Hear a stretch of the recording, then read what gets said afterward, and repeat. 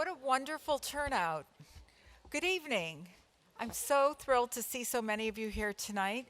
I'm Gina Vild. I'm the Associate Dean for Communications and External Relations at Harvard Medical School, and welcome to our second mini-med school, our second long-with seminar of 2019. Tonight, we're all here to learn about depression and how this complex condition can be decoded. So to all of us here on the Longwood campus and to those watching from around the world, welcome. We had many thousands watching from 20 countries around the world 2 weeks ago for our first Longwood seminar, and I'd like to welcome all of you who may be joining us again tonight.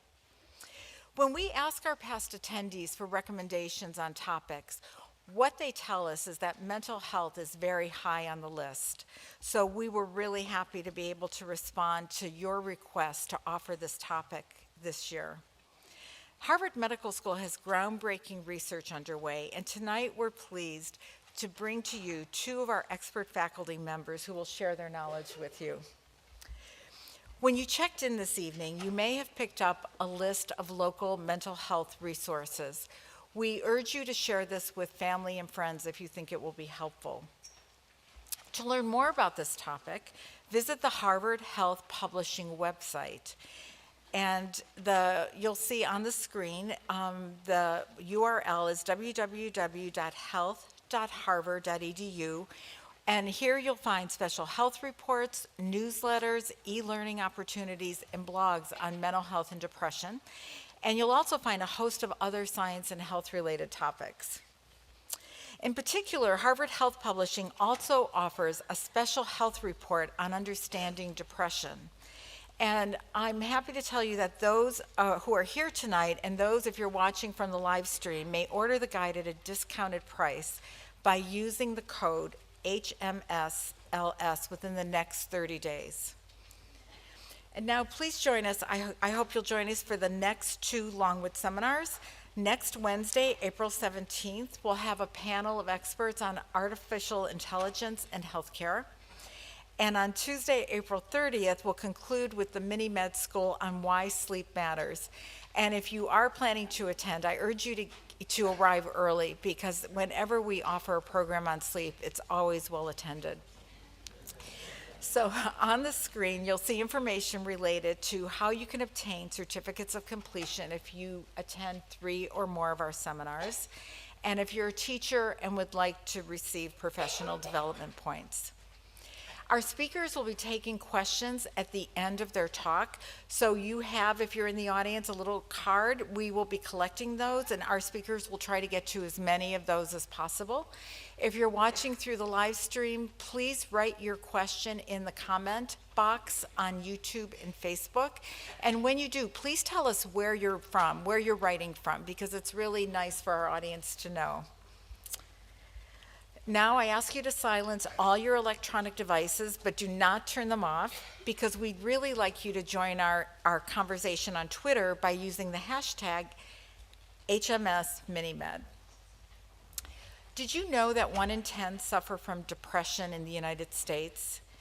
And the World Health Organization reports that worldwide 30 million people of all ages suffer from depression. Sobering statistics. When we were thinking about tonight's program, we were really in a quandary because there were so many aspects to it, and we wanted to narrow it down to a focus that was specific enough where we could really be in depth. And because we know it strikes people of all ages, and particularly the elderly, it has a wide range of causes and symptoms. It can be diagnosed as temporary, minor, seasonal. It can be classified as a major mental health disorder as well. And there are a host of treatment options. So when we thought about what we wanted to talk to you about tonight, and we consulted our experts, we decided to focus on how depression affects men and women differently, from its causes to its symptoms and its treatments. And now I'm pleased to introduce our speakers. Dr. Jacqueline Olds is a part-time associate professor of psychiatry at Harvard Medical School and a consultant in psychiatry at both Massachusetts General Hospital and McLean Hospital. She's going to talk to us about women and depression and why females are more frequently affected than our men, which is something I did not know. But first, we'll hear about how depression can impact men. Michael Craig Miller is a part-time assistant professor of psychiatry at Harvard Medical School. He serves as the senior editor for mental health at Harvard Health Publishing and is at Beth Israel Deaconess Medical Center. So please give a warm welcome to our guest faculty.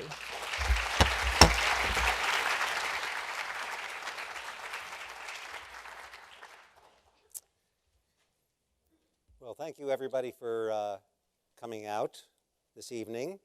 I feel like we're well placed before the talk on intelligence and the talk on sleep, because sleep, as you know, when you don't sleep, that can be a trigger for depression, and intelligence turns out to be pretty important too for our happiness and making wise choices. So I'm going to run through first some general principles about depression, and then I'll talk a little bit about men before handing it off to Jackie. So this is my attempt to draw an elephant. People may remember the story of the people with impaired sight who come up on this creature, and they touch different parts of it. One person touches the side and thinks it's a wall.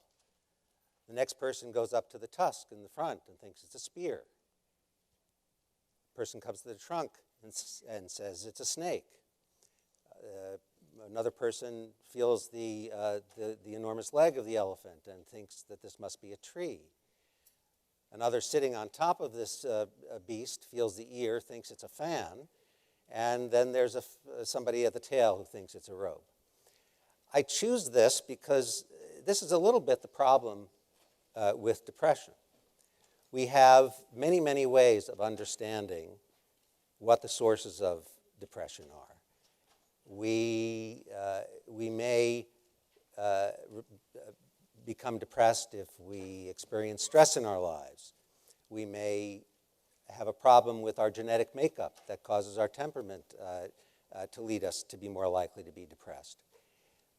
We may have suffered a loss early in life or more recently, and that can make us unhappy. Medical problems can cause depression. Early experiences can make us vulnerable to depression. And of course, the relationships that we swim in our lives can make the quality of our life better or worse. But that's not all. Of course, everything runs through the brain. There is an argument going back at least 400 or 500 years to Descartes, with the argument about the mind and the spirit, the body and the spirit being separate. These arguments are interesting. The nature-nurture argument. Am I suffering because I have something wrong with my biology? Am I suffering because of something in my life experience? But the reality is it all runs through the brain. The brain is the organ with which we relate to the world. It used to be that people would say, oh, you're depressed, you have a chemical imbalance. That is probably not a great metaphor. It's one that's bothered me for a long time. But there are chemical transmitters in the brain that help nerve cells, that are really the device that allow nerve cells to talk to one another. If you have a medical problem, you're taking medications. That can be a cause of depressed symptoms. We now know that diet and exercise are very important in terms of how we feel day to day, week to week.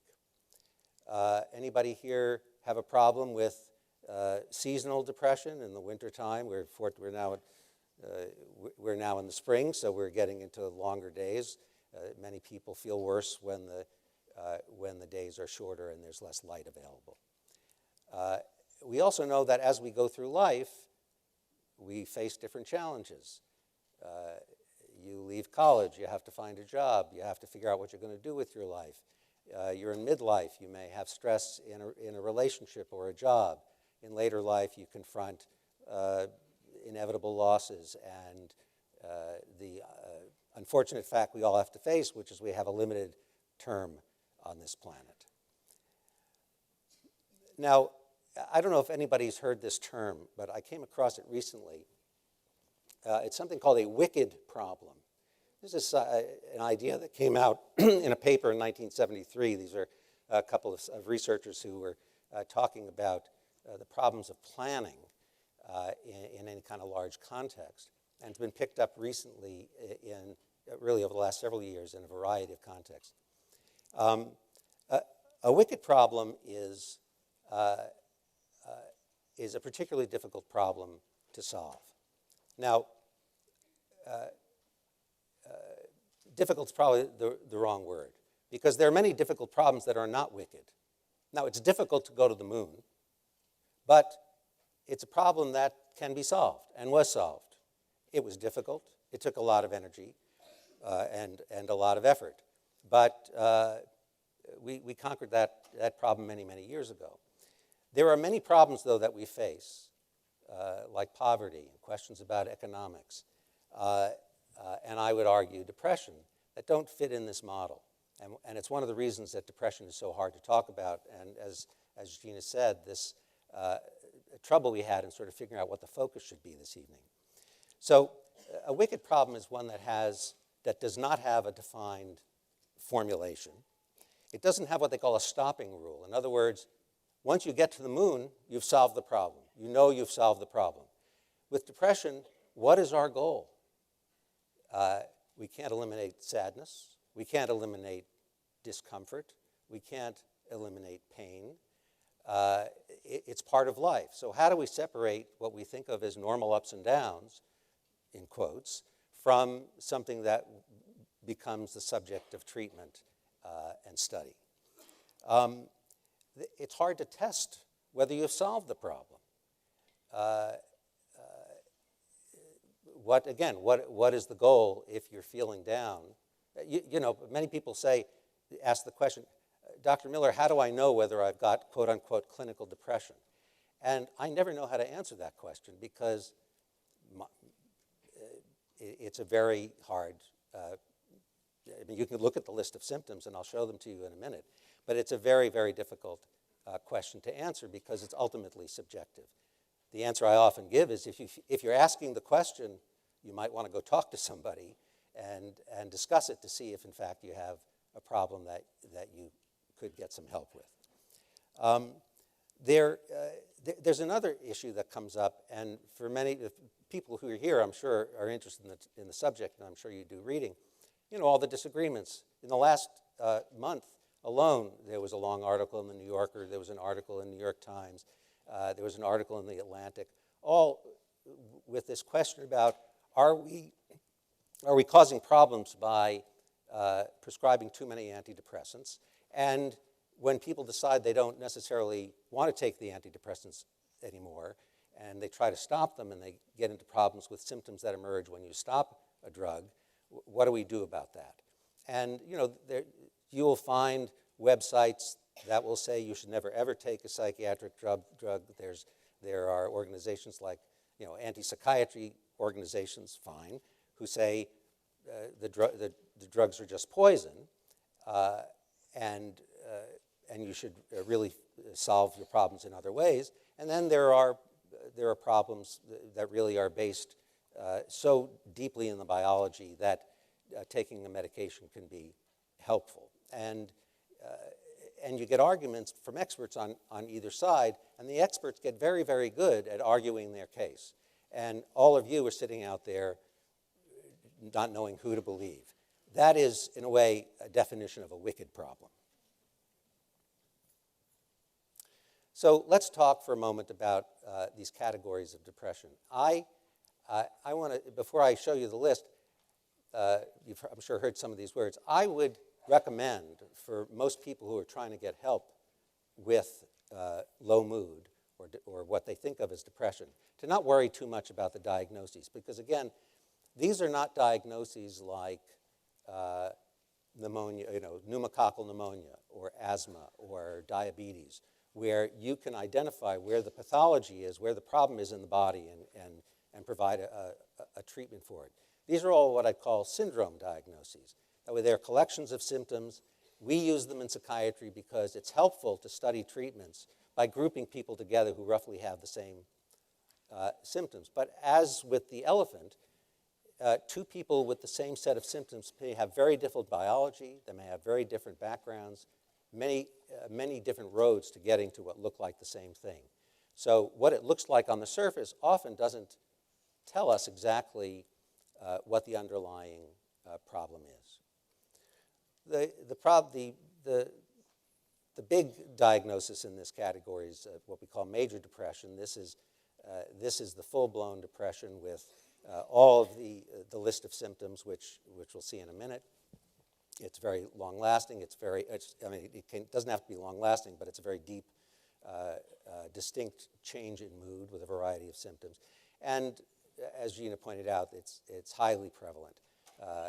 17 plus million people in the United States alone have met the criteria for this diagnosis. Something that used to be called dysthymia, now called persistent depressive disorder, what some people call minor depression, although the criteria and the way people define it, they'll argue about. But I think of this simply as the Charlie Brown form of depression. I'm fond of this diagnosis. My sister-in-law played Lucy on Broadway in What You're a Good Man, Charlie Brown. And so Charlie says to Lucy, "Oh, Lucy, I'm so depressed." You know, and Charlie is one of these guys who is always at least a little bit low. And this diagnosis, this type of depression, is a kind of thing where I've always felt, you know, it's just so normal to me to always feel a little sad, a little down, a little joyless. So that's persistent depressive disorder. Bipolar depression. So this is the depression that emerges in the context of bipolar disorder. Bipolar disorder is defined as a cycling mood disorder where people may have periods, up periods that are called mania, or sometimes, not if it's not fully mania, hypomania, and periods of depression, which is thought to have a different biological basis.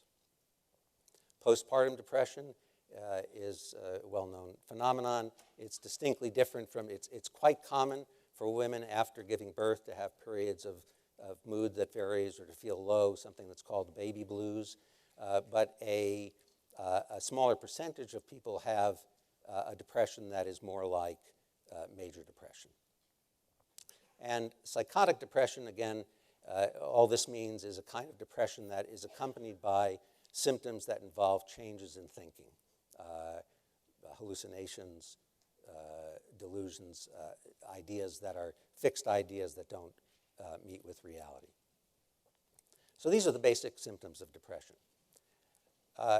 People think of the mood of depression as being sadness or low mood, but sometimes it feels like emptiness or irritable mood. And so many people with, and I'll tell you a story when we talk about men in depression. This is particularly common with men who may not describe feeling sad or down, but they'll be irritable and feel empty.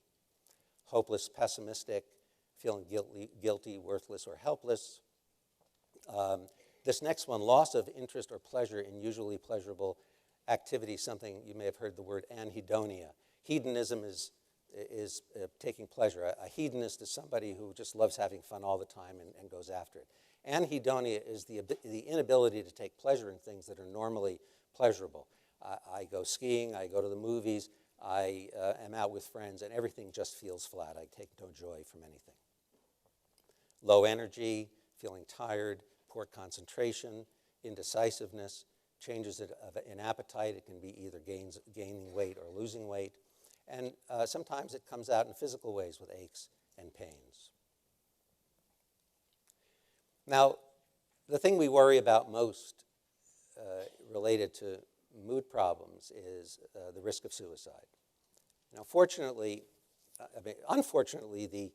the rate of suicide has gone up. There are more suicides over the last 10 or 20 years. There was a long period where there was a falling off in the number of suicides in the country, but it seems to have gone up in the last 10 to 20 years. But as a phenomenon, it's fairly rare, which is the good news. Which makes it, but the bad news, again, because it's rare, it becomes hard to predict. It's hard, there are many people when they feel bad, they feel empty, may feel like taking their own life, they may think about it, but fortunately, very few people act on it. But we're always concerned with how do we help the people, how do we identify the people who are really intending to, and unfortunately, since we can't read minds, we really depend on people telling us, which they sometimes don't do. So it's a very knotty problem. But in general, risk goes up when the depression is severe, when there's a lot of anxiety along with the depression, and when there's distorted thinking, with something we call psychosis. It may be a higher risk when there's been a recent loss. A spouse dies,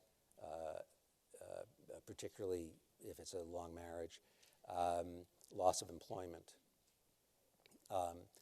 Loss of social support is a risk factor. A personal crisis. Now, a lot of these things group together, and that's when it becomes particularly a time to be concerned. If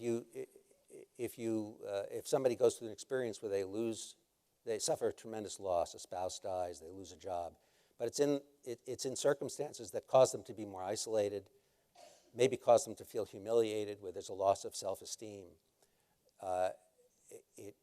It can be a steamroller effect where a person really feels like there's no option. Substance use, particularly alcohol, is a huge part. Something like 2/3 of all suicides involve the presence of alcohol or some other substance. A person who's made prior attempts is at more risk. And now here are the two big ones. A family history of suicide.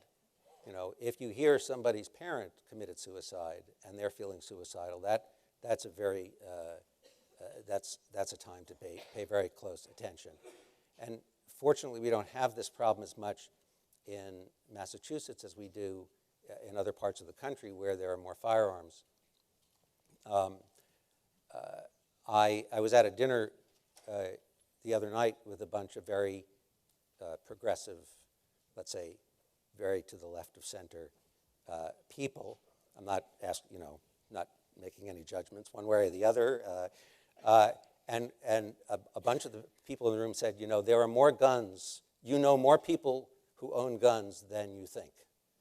And in this group of progressives, something like 40%, there were 12 people there, so there were like two or three households that owned guns. And I was a little surprised. Personally, I've never held a gun or had much of an interest, but I was working with some people from Texas on a case where I was consulting, and all the lawyers owned guns. And a friend of mine who was giving a talk at the University of Texas said, "Who owns a gun?" And about half the class just showed their firearms to the professor. So even in Massachusetts, where fortunately, again, we have one of the lower suicide rates in the country, you might guess that in states where gun laws are more lax and where there's less access to care, places like Wyoming and Idaho and Alaska, the suicide rates are much higher. All right, let's talk about treatment. So in your reading of the popular press, much of which is very good and very interesting, and I recommend you look for these articles in the New Yorker and the Atlantic because they make some good points.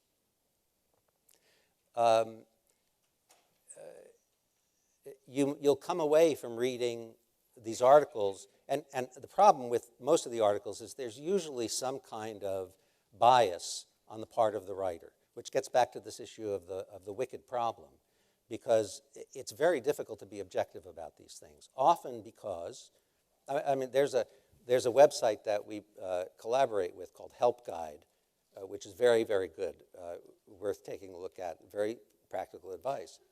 And you can read this story. This is a couple who decided to start this website because their daughter had terrible depression, ended up committing suicide had a lot of treatment with medication, and they felt very strongly that she didn't get the care she needed because all she got was the medication, and she didn't get a lot of the other things that she needed. And so there's a lot of very useful advice. So I understand that perspective. But I also understand the perspective of somebody who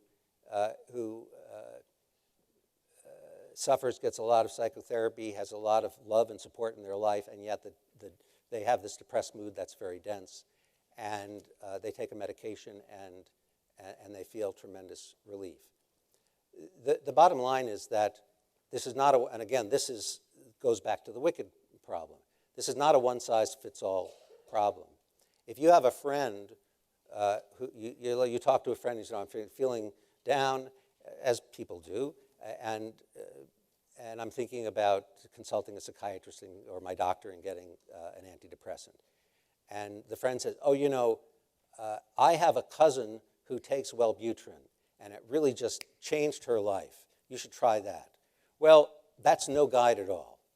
Now, if your mother or father took Wellbutrin and it was helpful, that might be a guide because a person who shares your genetics responded to it. But in most cases, it's completely trial and error, which is problematic because people come in, I don't want to be a guinea pig, but in fact, the reality is that the only way to find out what works is to try things. And so, and this becomes a problem with researching medications, and the reason why the data is so bad on medications, and usually take 100 people and give them an antidepressant. If you compare them to people who get a placebo, 40% will get better with the placebo. 60 to 70% will get better with the antidepressant. And then there's a 20, 30% who don't get better with either. But if you use a different antidepressant and you give it to the same 100 people, you may hit the same data, but different people will respond. So people's genetics is different, their circumstances are different, their tolerance, their side effects are different. So the reason I put a 1+ to 3+ in this category is that medications sometimes are tremendously helpful, sometimes they're a little helpful. Psychotherapy is the other big tool that we have. There are a variety of types of psychotherapy. And it's also effective. Cognitive behavioral therapy, which you may have heard of, is something that's very well studied. There's a lot of evidence that it is also very effective as medication in the same data range. Brain stimulation. That sounds like fun. I do it, reading a book. There's a lot of forms of brain stimulation that we all enjoy. Netflix. But what we're talking about is the range of treatments that are really historic. The most effective treatment for certain kinds of depression is electroconvulsive therapy, the treatment made famous in One Flew Over the Cuckoo's Nest. It is extraordinarily effective in selective groups of people. It's life-saving. When I was a resident, as somebody who came in as an English major who really wanted to talk to people, I was astounded at how people could be deeply depressed one day, and then after a few treatments, they get tremendous relief. And so there's a lot of fear about this treatment, but the way it's done now in a modern context, it's very helpful. But there are now newer forms of brain stimulation, which I'll tell you about. And then finally, on the positive side, are lifestyle changes. And I am surprised as a psychiatrist how much time I spend talking to my patients about healthy living. I mean, they think they're supposed to get that from their primary care doctor once a year. But I'm kind of a pain about this stuff, and so I beat this drum. On the negative side, or the plus-minus side to positive side, there are things like herbal treatments, omega-3s. you read about them, you go into Whole Foods or your natural food store, and people will tout them. Again, nothing wrong with trying these things, but and some people will swear by them, but the evidence is equivocal. Light boxes are helpful for people who have seasonal mood disorders, and they're worth investing in. Again, you can't. There are very few treatments that change everything and turn complete darkness into complete light. But again, with a combination of things, you can see improvements.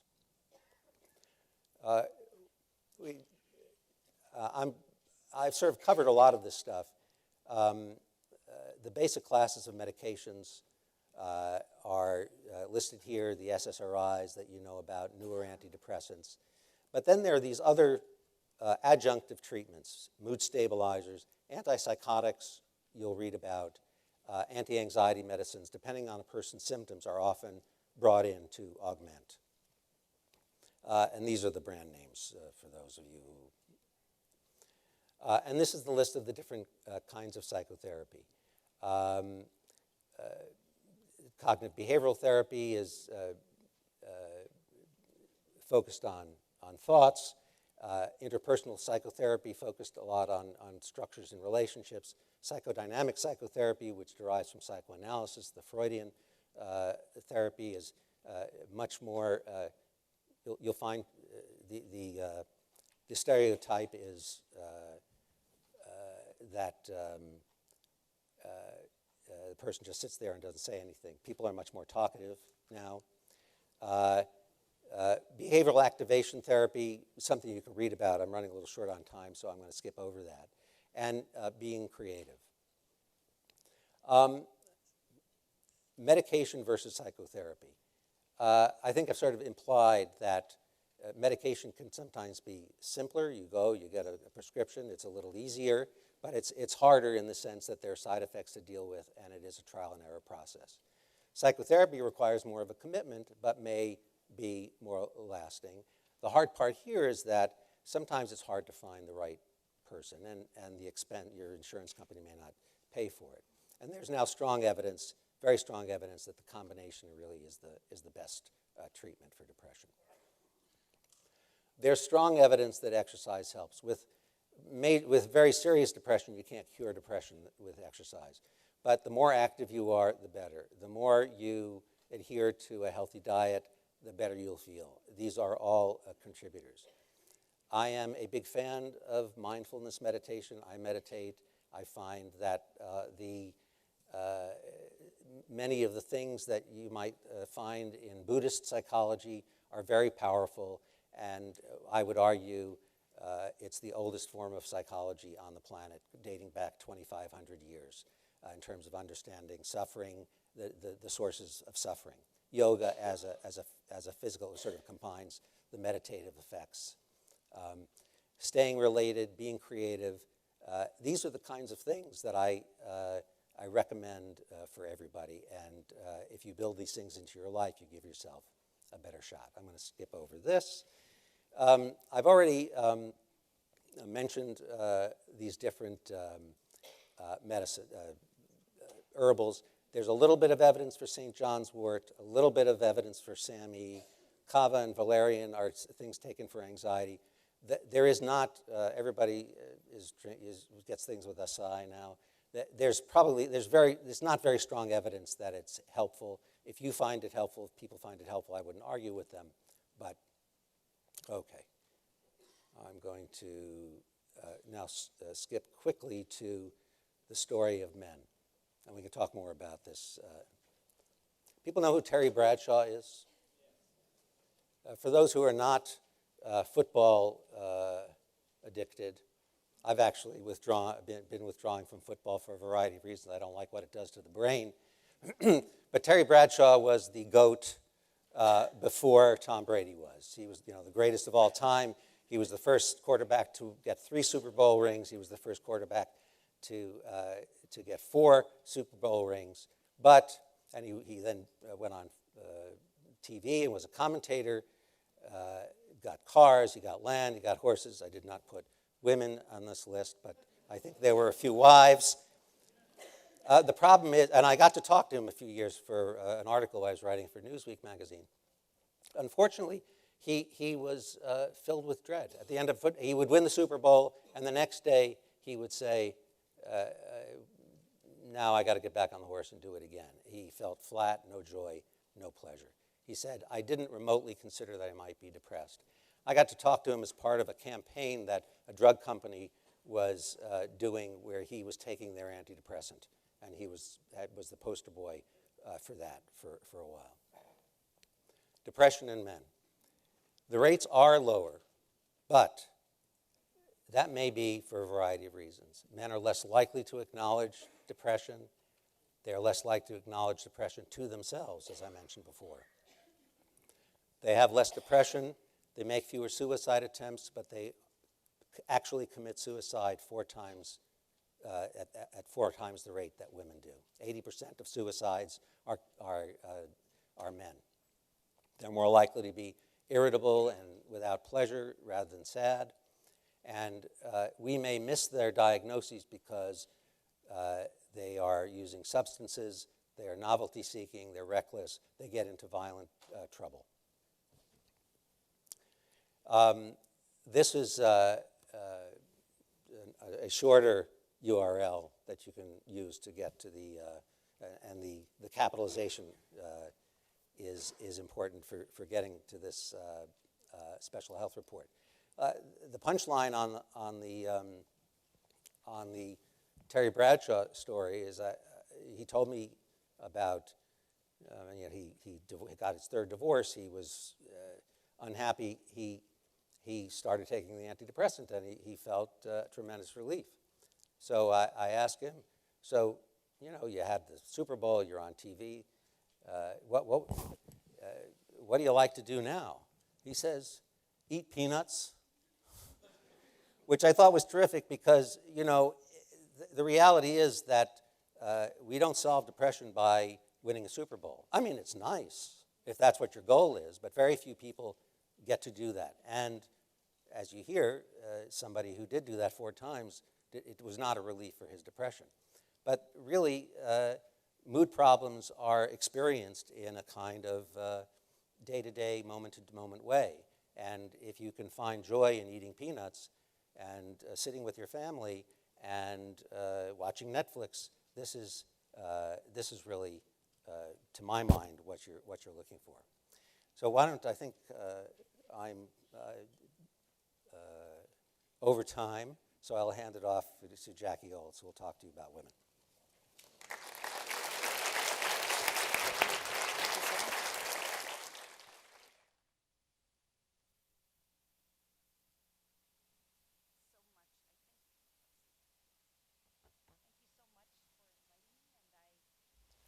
I think this is a topic that I have actually wanted to talk about for a very long time, even though most of the talks I have been giving recently are about loneliness, since that's something I've written about at length.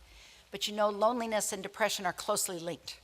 It's a rare person who experiences depression who doesn't feel terribly lonely, because depression makes you feel so apart from everyone else and as if your relationships are more empty. So I think some of my work on loneliness might be relevant today. First, let me tell you the story of one of my patients. She came to see me, I forget the slides sometimes.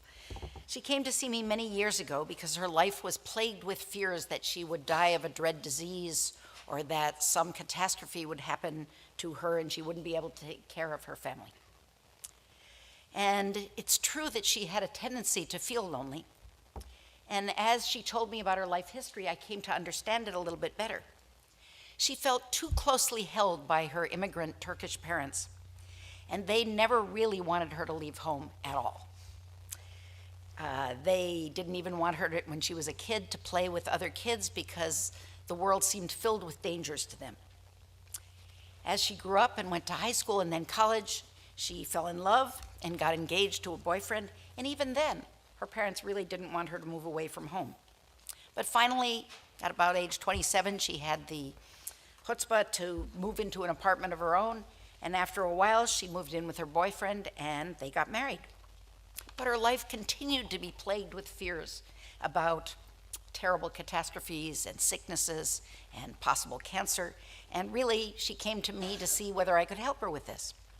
And I did prescribe antidepressants, and we did work in psychotherapy, but it didn't really relent completely.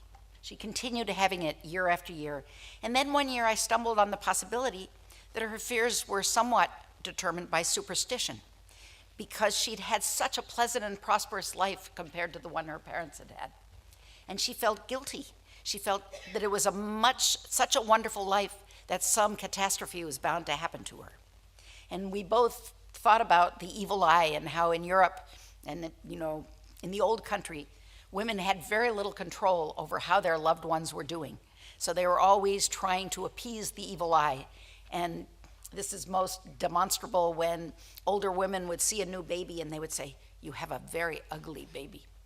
And you always said that because you didn't want the evil eye to get on your case because you thought everything was going to go hunky-dory. So you would always be preparing for the worst so that the evil eye wouldn't get you. And this made me wonder about American women and the way in which we might be superstitious as well. Now, just to go back for a moment to some of the things Michael went over, these are the classic symptoms of depression that both men and women experience. And he showed you the same list. But overall, we could say that men are more likely culturally to conceal their sadness and become irritable or angry and use substances, while women have permission to talk about their feelings and often are able to ask for treatment.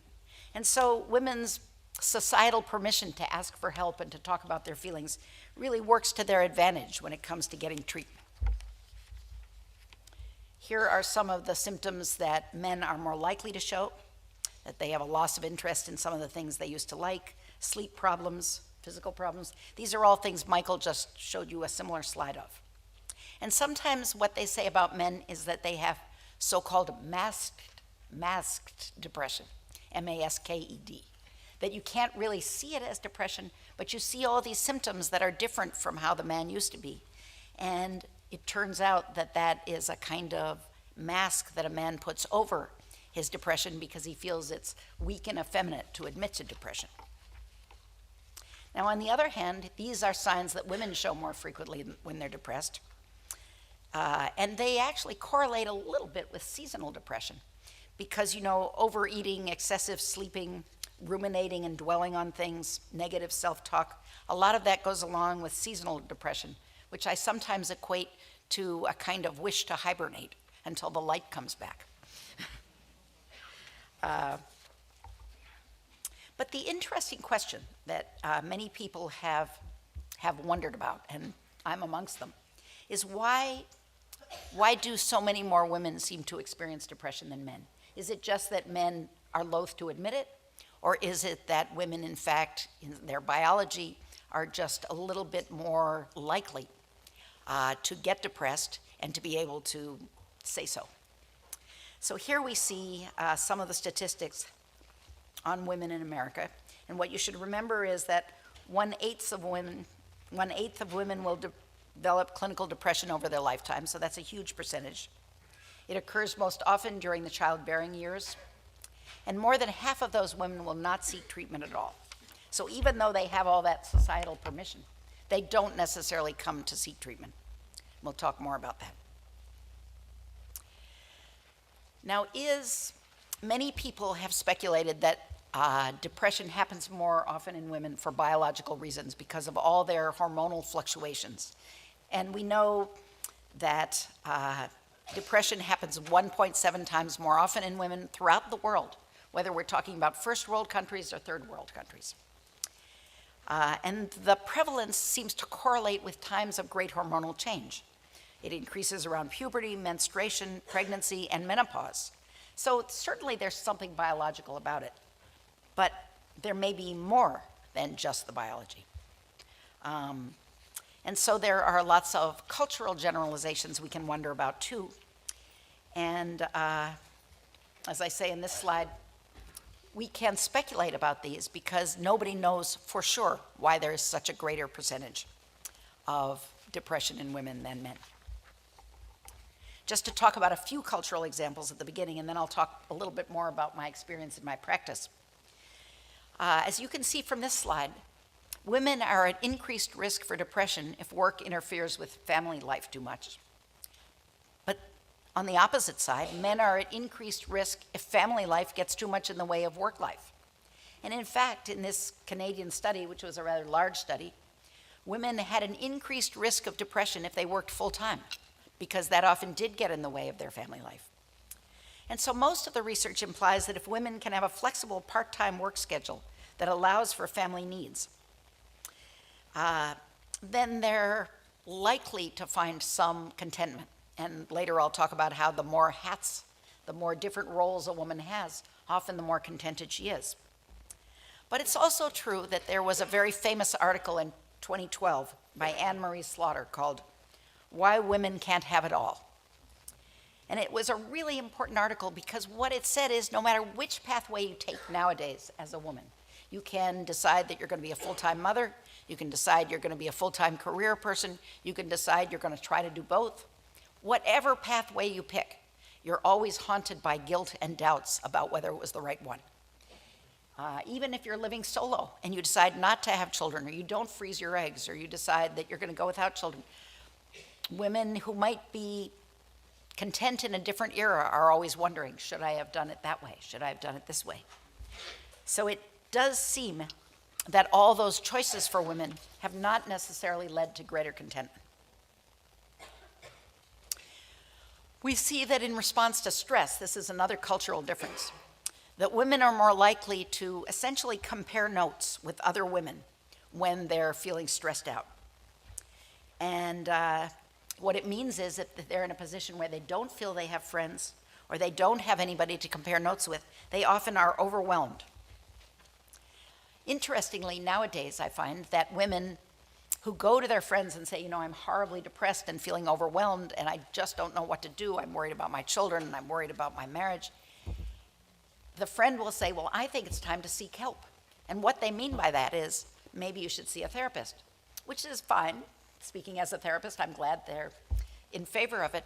But I'm a little bit worried that friendship used to be, the currency of friendship used to be talking about the troubles you had with a friend and comparing notes so that you could find out, you could regain your perspective. And nowadays, if you go see a therapist, you never actually get that perspective unless you happen to have a therapist like Michael or me who will say, well, you know, everybody feels that way sometimes. But in fact, it's a little bit worrisome that friends are so worried about imposing on other friends nowadays and that they feel therapy is the right place to go. Now, even though women have often some different issues than men in their depression, overall, we would have to say that the specific treatments for women are underdeveloped. We don't have a completely different pathway for men and for women in their depression. We do now there's certainly medications that treat menstrual dysphoric disorder, and there are hormones you can take after or during perimenopause to try to make your quality of life better. And just recently, there's a new medicine called brexanolone, or its brand name is Zulresso, for postpartum depression. So that's hot off the press. We do find that women tend to prefer working with women therapists often because they can do a little more of that comparing notes and they feel they will be understood when they talk about their issues. But it's also true that men sometimes have a preference for women therapists as well. This is not just meant to be an advertisement for women therapists. It's more that we should recognize that what girls do in their growing up is talk about everybody's psychological makeup. You know, figuring out what makes each other tick, and what makes your parents tick, and what makes your brothers tick, and your sisters. That is what we do. And so it means that everybody has a kind of psychological and psychiatric residency as they grow up. And that does help in making talk, you know, in allowing us to talk about psychological issues as if we always have, because we have. It is true, however, that many women and many men prefer talking to male therapists, men especially, because they feel the male will understand their issues. And some women who were best friends with their father and maybe not so close to their mother may prefer working with men as well. Now here, I'm going to talk about a number of things. Other possible cultural reasons for increased depression in women. And each of these little points is going to have its own slide, so you don't have to memorize them because I'm going to go on and talk about each of them. But these are some of the things I've noticed after 40 years in practice, working with, I'd say 70% of my practice was women, young and old. So first, let's look at this changes in sense of purpose over the life cycle. You know, many girls grow up with the notion that when they find their perfect romantic partner, that will be the answer. But that is a kind of myth that leaves lots of women frustrated. What if he or she can't be found? What if he or she doesn't solve all their problems? And it's also true that women may consider having children by themselves or with a partner, and that does sharpen their life with a sense of purpose over at least 18 years and maybe longer. But it means that when they become an empty nester, there's a terrible loss, which may leave them feeling without a sense of purpose. And so they have to somehow shift gears completely, and that is a time when many women can feel depressed. They have poured their heart and soul into raising these children, and the children fledge and fly off. And that is just what they wanted, but it doesn't mean that they have an automatic sense of purpose immediately. And the women, I think the reason there's all that sociological research about women needing several roles, like several hats, is because they don't have all their eggs in the child basket, basically. They have a job which they might be able to find satisfaction from even when their children grow up. We do know, and I'll talk more about this, that unstructured time can lead to brooding and depression in almost everybody. So that's why a sense of purpose is such an important thing to find. Now this next slide it sort of goes back to my talking about superstition. And first I have to tell you an anecdote about my driving carpool for about 8 years with 2 boys and 2 girls. The boys were older, the girls were younger, and I got to hear them talking to each other about what they were about to do. So for example, if the boys were talking about a test they were about to take, they were in the same grade, the girls and the boys. The boys were 2.5 years older. So the boys would say, "Oh, are you ready for your history test? Do you think you could do it?" And the other guy would say, "I'm ready. I highlighted the whole chapter. I really have it down.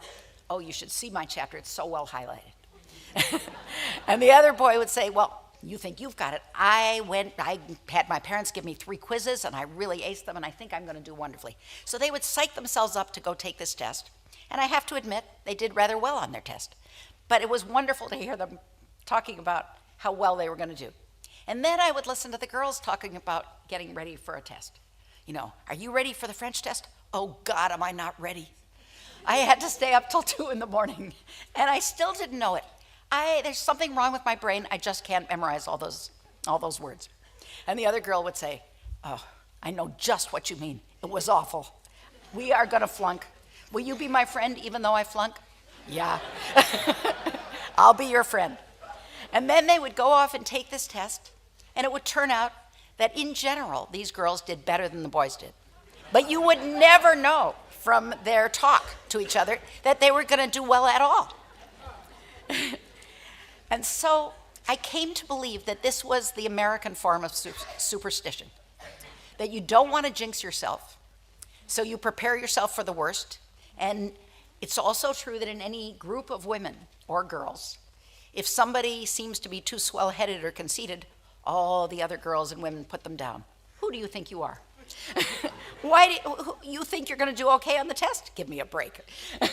So it is really true that there is, from 2 different directions, a kind of force on women to not allow themselves to psych themselves up. They psych themselves down. And so my question is, and I don't know the answer, this is speculation, if women are always preparing themselves for the worst, does that affect the outcome? Are they more likely to get depressed because their self-talk is so depressing?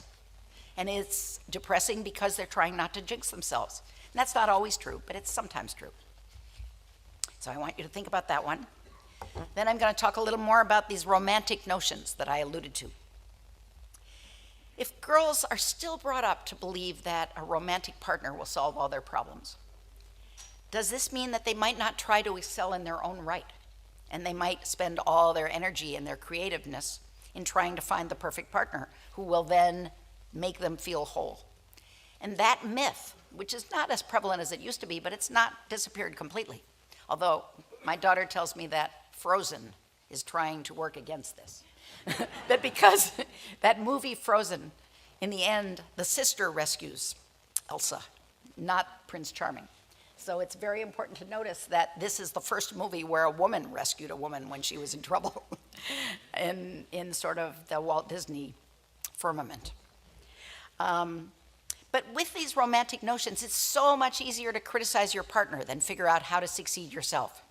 And at times, when a woman is feeling unhappy with how she's doing, she is quick to blame her partner rather than accepting the responsibility that things might not be going well for her own fault. And so I can't tell you how many women essentially feel that because they nurtured their husband's career, that kept them from having a career of their own. And sometimes there is some truth to that, but there's getting to be less truth to that. And so it's not necessarily a good marital policy to always blame the other person. And certainly we women have sometimes had that tendency. I often find also that the attitudes of women around men are not necessarily what you would hope. Many girls who were best friends with their fathers growing up had a kind of deferential attitude where they checked with their father and they listened to their father and they were so proud of their father but always played the deferential role. And then when they grow up and they have male mentors or male professors or male partners, they fall right into those patterns again. And the hard part is that it causes them to not trust their own judgment. And I do have a patient right now who is about to take a position. This is a woman of authority. It means that she will be the mentor instead of having the male mentor. And ever since she said yes to this job, she has felt completely sick to her stomach, filled with dread and worry that she doesn't have good judgment. And that without the imprimatur of a male mentor saying, yes, that's just what you should do, she won't be able to handle it.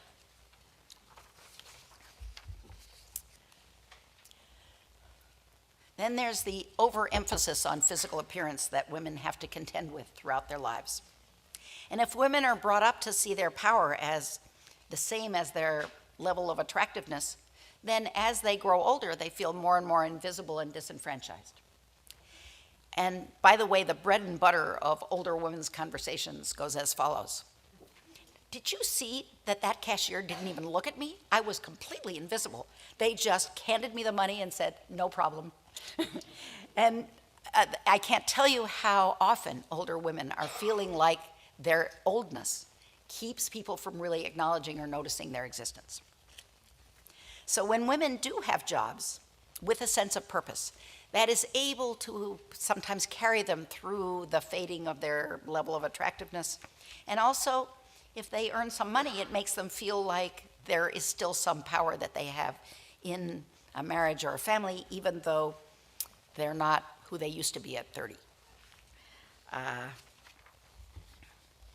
This is the sociological slide that really says that when women fulfill more roles, they wear more hats, then they're more likely to be content. And we know that many children and men would like their wives to be kind of always available for rescuing them or taking care of them or being there if they have a question. And so there's always that pressure on women, even when they do have a wonderful job that gives them a sense of purpose.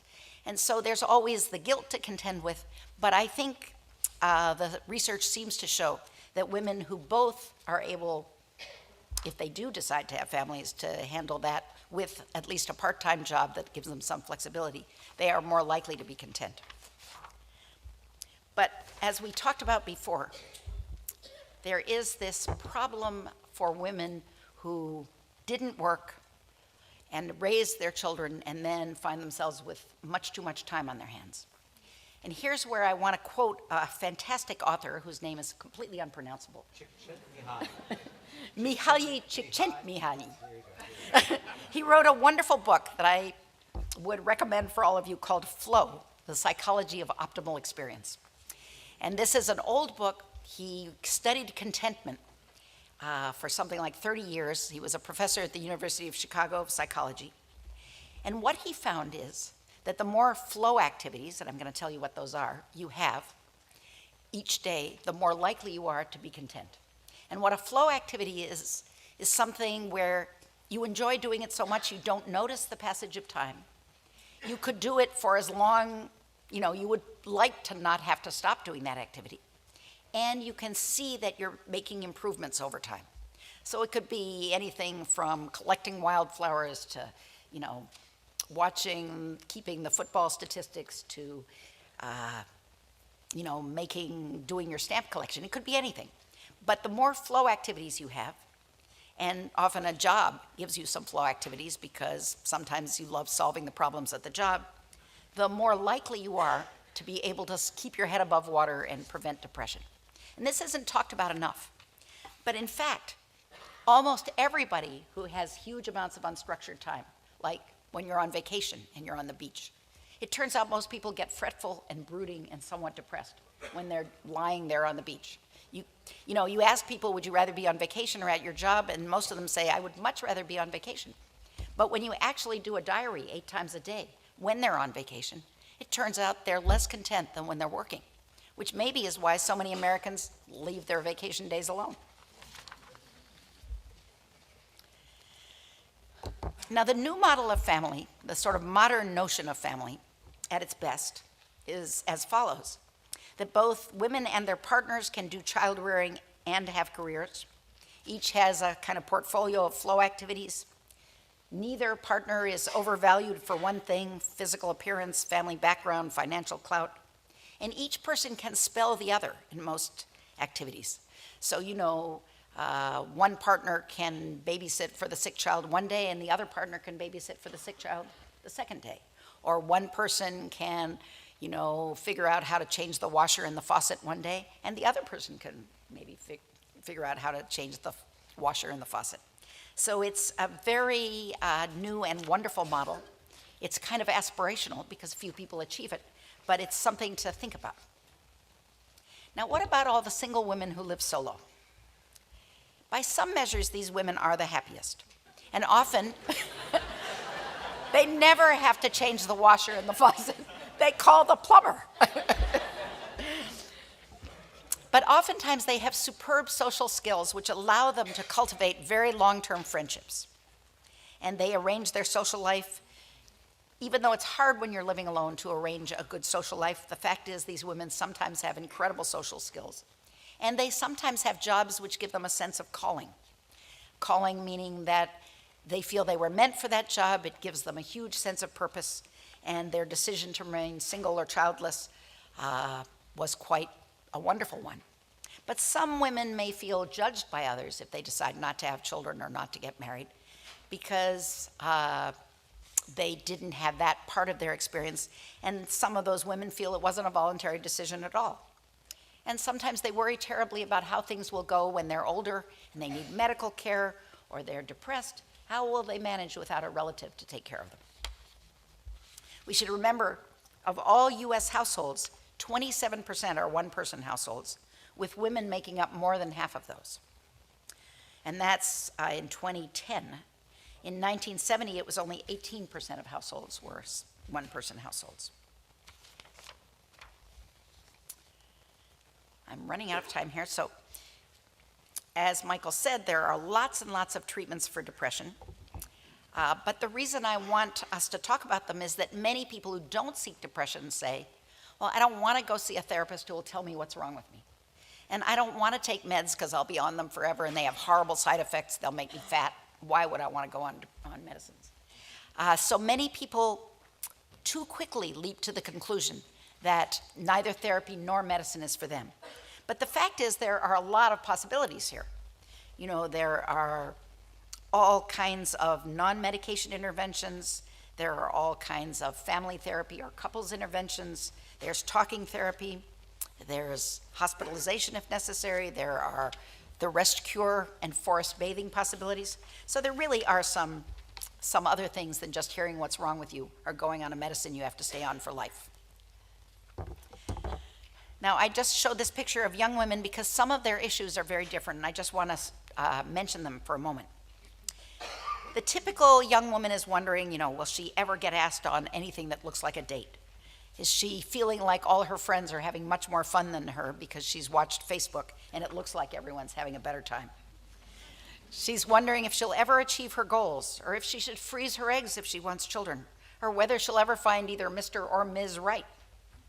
Or maybe she's worrying that she hasn't done a good enough job of being a friend or a daughter, or that she hasn't eaten properly or exercised enough. These are all the issues I'm hearing from the younger age group. And they're a little bit different from the older age group. I'm almost done here, and I see my time is almost done, so that's good. I want to say that women are in a very different position than men in terms of what society gives them permission to do. Women are allowed to show feelings much more transparently than men, and they can admit to depression and not be seen as or feel like they're becoming wimpy. And then maybe their greater leeway to have and show sad feelings may cause longer lives. Because, you know, many of the diseases like high blood pressure and heart disease could come from feeling so bottled up, and that you can't show your true feelings as a man because it makes you less of a man. But then we also have to ask ourselves, does this societal permission for women to show more feelings, does it prevent the true empowerment that women would like to have in the workplace? Because so many people, if they do show feelings, say, well, you know, she's not very professional. You know, did you see she was crying when she was hearing perfectly reasonable feedback? And there are all sorts of ways in which women are graded down for that societal permission to show feelings. So it's a kind of interesting quandary. As women spend more time in the workplace, will they become more bottled up and have more of a kind of blank face where they try desperately not to show their feelings? And what are the trade-offs of having society's permission to show feelings? With that, I'll stop. Thank you so much.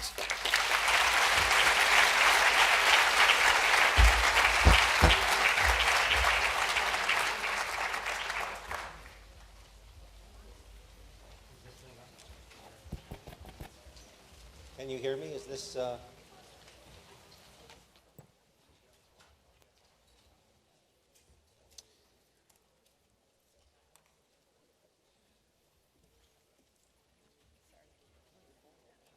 We have a lot of great questions here.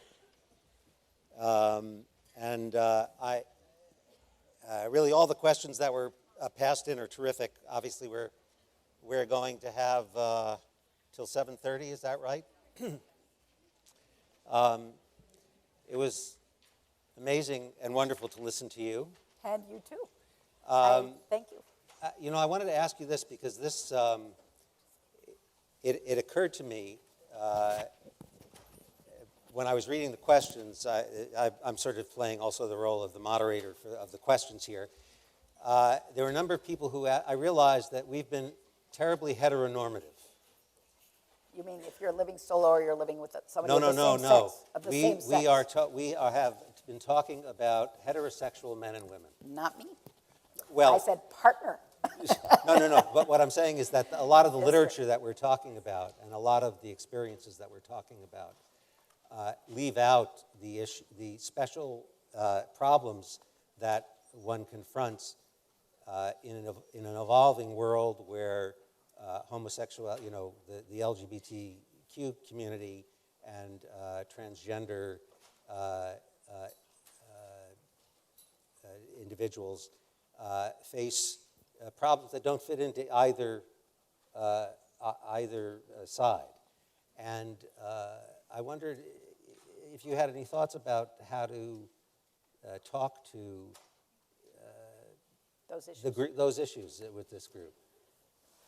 Well, what I think is that no matter which pathway you take, and there are many more pathways than there used to be, the kind of memes of society, the things that we were talking about are there on the television, in the newspaper, in the books, and so you can't quite get away from them, even if you've chosen to try to get off the track.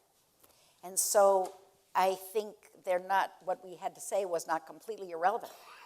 There are so many same-sex couples in Cambridge, where I live, who have children and parenting issues. And so I don't think what we said was irrelevant, but it might not be as relevant.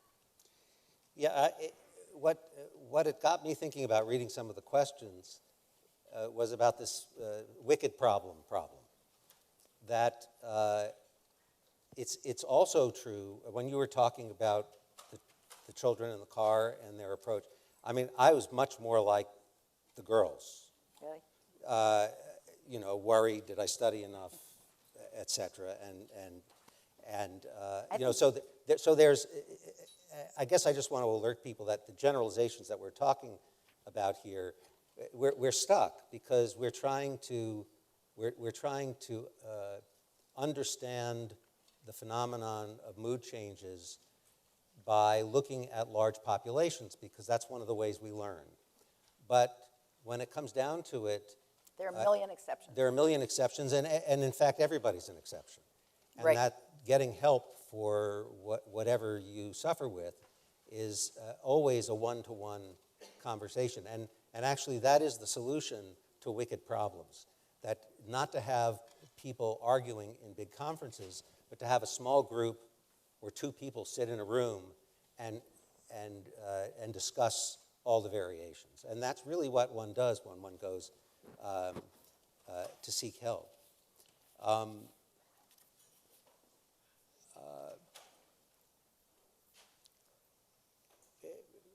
I mentioned before, somebody wanted to know if CBT is the therapy with the best results because it's the one that's most studied.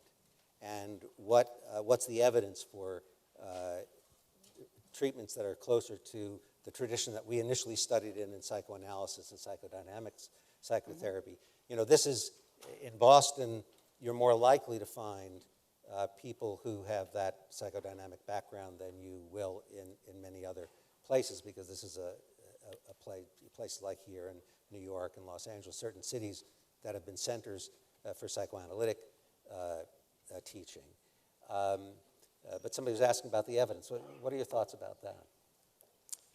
So CBT, cognitive behavioral therapy, is a kind of manualized therapy that really seems to work very well and has been studied extremely much more rigorously than many other kinds of therapy.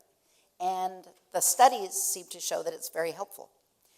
But in real life, if a person and their therapist have a certain magic in how they can talk to each other and listen to each other, it actually doesn't matter what school of therapy they're in.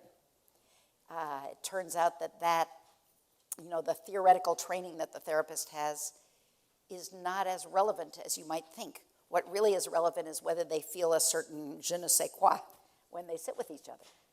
So I think that is even more important than CBT having wonderful statistics. And I think the evidence backs you up, because the most important factor in studying what psychotherapy is successful is if you like your therapist.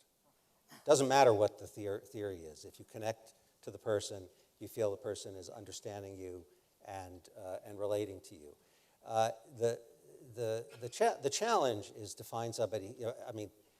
I think that we're old enough that we use a lot of different things. That there are a lot of, in the work that I do, I use what I learned in psychoanalysis school, but I also use CBT techniques, and I do as much teaching I can about the kinds of things that might be helpful. And so in reality, it's you're not going to find somebody who only does One thing. One thing. Coffee. Here's a question. Coffee? Yeah, we didn't.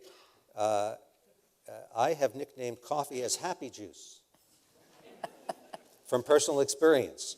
Do you have any information about caffeine and how it enhances a happy mood? I know a little about this because Take it away. I drink coffee and I have relatives in Finland. Relatives in what? In Finland, where they drink a lot of coffee, where they did a study that showed that as the number of cups of coffee per day went up, the suicide rate went down. Up to a certain point, when you hit 7, 8, 9, 10 cups of coffee a day, then it changed. From what I know is that, there are a lot of substances you have to worry about, and something like 85% of the country, maybe the world, is addicted to caffeine. I like coffee. I like tea. There you go. But caffeine doesn't seem to be problematic and may actually be helpful. It may even be that caffeine is what we all take for our mild attention deficit disorders. The fact is, if you're not somebody who wants to take a true stimulant in pill form, and you have coffee and you use it throughout the day, you can actually concentrate even though you don't feel like it. Yeah. So that's Part of the problem with coffee is caffeine withdrawal is also profound. You need that first cup of coffee in the morning, or else you're going to get a headache and feel kind of sluggish. So it may be that if anybody has weaned off caffeine for a while and then started back up, that first cup of coffee is amazing. But then it's really just getting back to baseline. If you're taking antidepressants and they work, are you taking those for the rest of your life? Shall I? Okay. Well, why not? You're one of the lucky ones if they work.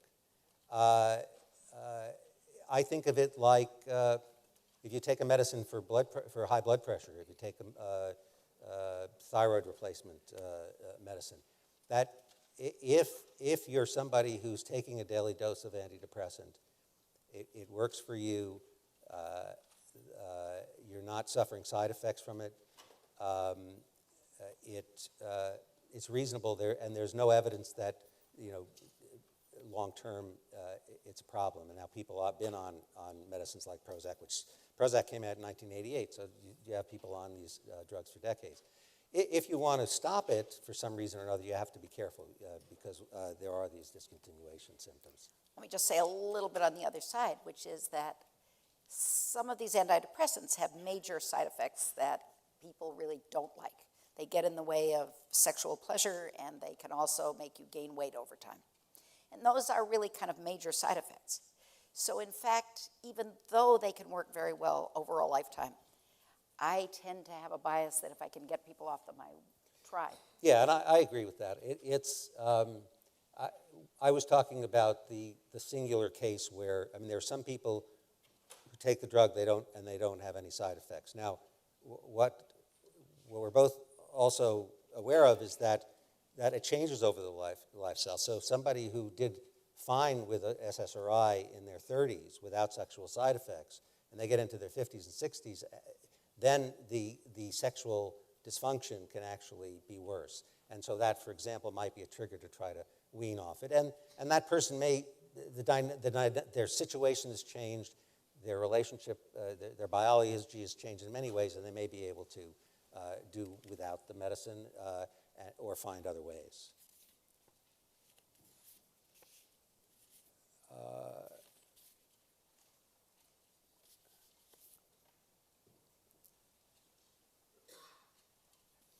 Do you feel that all football players suffer from depression because of head trauma? Wow. No, not all, but there are terrible stories, suicides. I do think the problem with, again, there's all kinds of places where head trauma occurs. It's not the big concussions sometimes. It's the regular impacts. The other people who get into problems are soccer players, or the other, what the rest of the world calls football, with hitting the ball with your head. You see this problem with professional athletes. But obviously some escape. Again, it's not doesn't have the same effect in everybody. You have some questions there you might want to? I just saw this one, which says, are women really more prone to depression or just more likely to seek help? And I think that is the most important question, that society does give women greater permission to ask for help. But there are also some signs at these various points in a woman's life where she is more prone to depression. And when you think of all the hormonal changes and how important child rearing is and how important menopause is and getting the menses, and you realize that even in a fractal way, that every month when a woman gets her period, she gets a little bit depressed before her period comes, then she feels some relief when the period finally comes. So this is really the $64,000 question. And I find it a fascinating one, but I can't really answer. Yeah, I think that this is out. The inherent problem in talking about large populations is that when you generalize, you get it wrong, because there are so many different. I do think, from experience and from reading the literature, that there is a difference. That there are differences in rates, and the biology is different, and the hormonal environment is different, and the social environment is quite different. I was also thinking, when you were talking before, about how women are encouraged to express, particularly sadness, but they're not encouraged to express anger. Right. And many women who are trying to be forceful in a business environment, in a work environment, find it very, very difficult, because if a man comes in and is forceful, that's considered a positive thing. If a woman comes in and is forceful, she's called names. And that's an enormous problem. One thing that I skipped over, and people are asking about, a couple of novel treatments, which you mentioned, and that was on one of my slides. Ketamine is a very interesting, people may be familiar with this. This is an anesthetic, which is also a hallucinogen, often used in things like pediatric anesthesia. It's used in induction of anesthesia. In small doses, it's now been discovered that it has an enormously positive impact on mood. There's some evidence that you take somebody who's terribly, really very deeply depressed and very suicidal, and you give them a small infusion of this, and that feeling evaporates. The problem with it is it doesn't last. And so what we're looking for, and this new drug, esketamine, which has to be given under in a controlled situation, is a great advance. But it's ready for the evening news, not quite ready for prime time. And it's extraordinarily expensive. And very expensive, yeah. Along the lines, the other thing that's very interesting, I don't know if people have read Michael Pollan's book. I forget what it's called, but it's about LSD, and that's research that began in the 50s and 60s. In fact, in my hometown of Newton, Timothy Leary was there with his group going on LSD trips and quote-unquote studying it.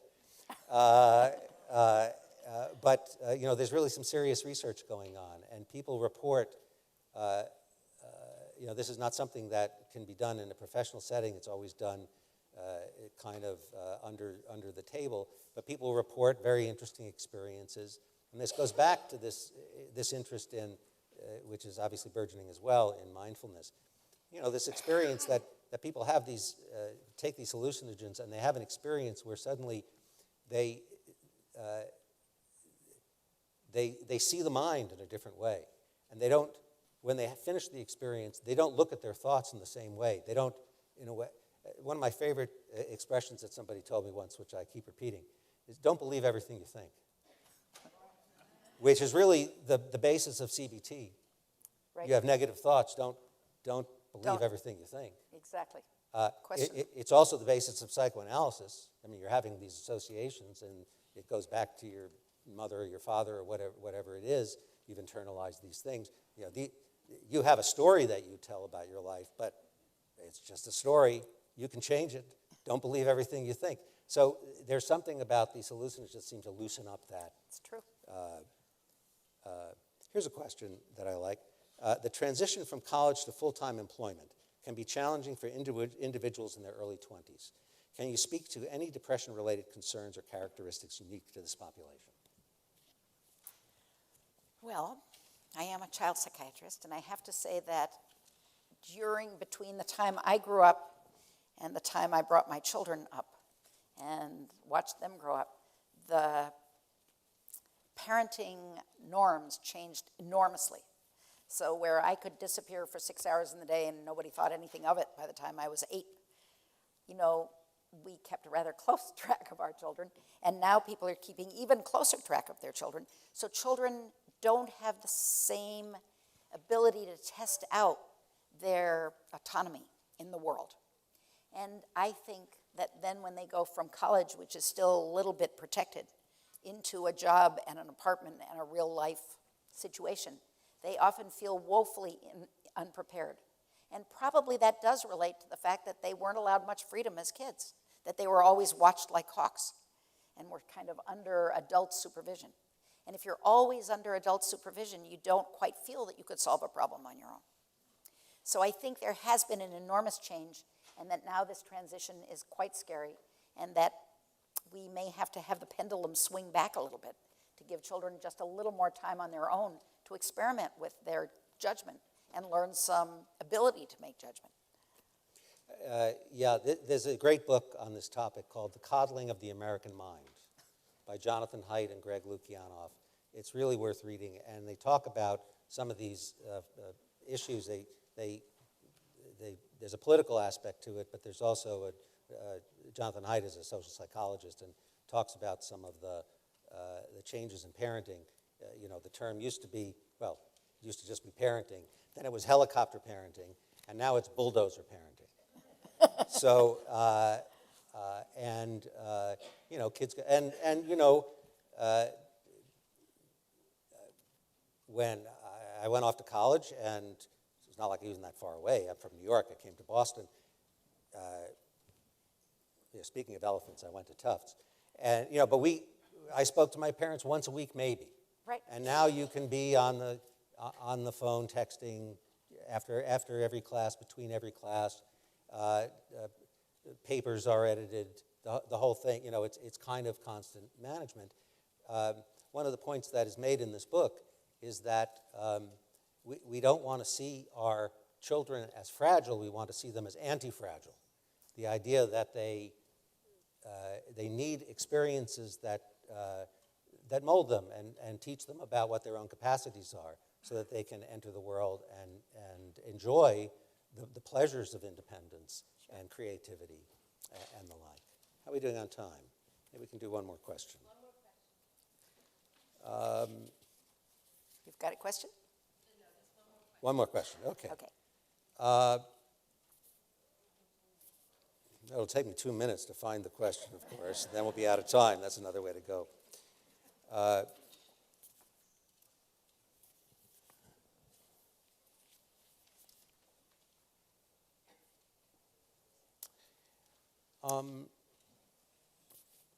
This says, if depression and mental health disorders are so prevalent, why is access so limited and treatment not always covered by insurance? That seems like a fair question. Well, this is a terrible problem. When people call me up and say for a referral, it's very difficult to find somebody, and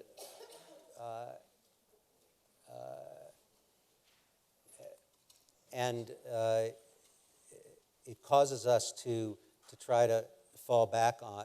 The answer is it's expensive. It's expensive to sit and talk to somebody who's experienced. And if you want somebody to really think carefully with you about what you're struggling with and what the origins of the distress is, it takes more than an hour. It takes hours and hours to really understand what somebody's about, and that takes a lot of time, and time is expensive. There's no easy answer to this. One answer, though, is to go back to some of these basics, like paying attention to choices you make about lifestyle, So there was one question about sleep. Get a good night's sleep. Pay attention to the kinds of lifestyle choices that you're making that may, and these are very difficult things to do. But I mean, you were talking before about this, the flow.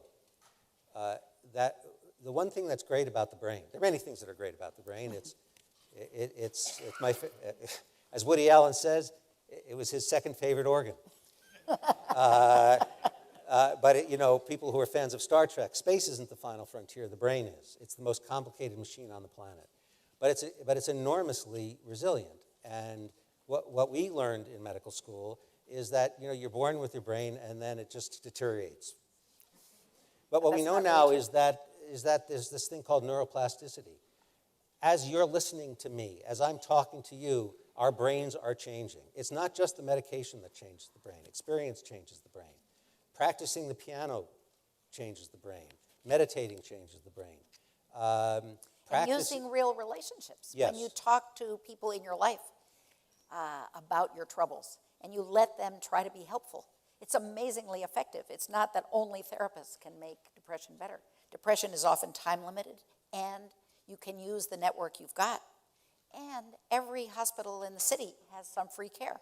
Yes. So if you need to get psychiatric help because it's not enough to talk to your best friend, then every clinic in the city does give some free care. And primary care doctors are highly trained in behavioral health. They know that health, first and foremost, is about behavior and lifestyle. And so they're often an excellent resource for leading you to people who can help you. Exactly. So I think we're out of time, but thank you very much, everybody. Thank you. Thank you so much.